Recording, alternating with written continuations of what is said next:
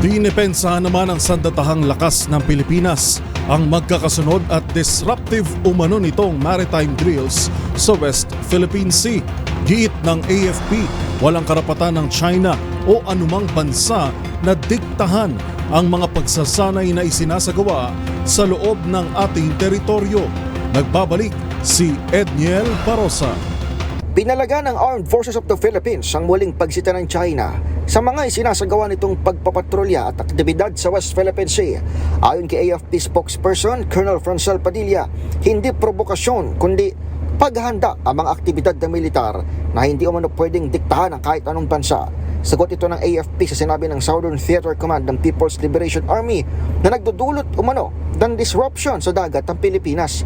Kahapon lamang, inulap ng Philippine Air Force ang matagumpay na paglipad kasama ang Amerika sa ika-9 na Multilateral Maritime Patrol sa West Philippine Sea.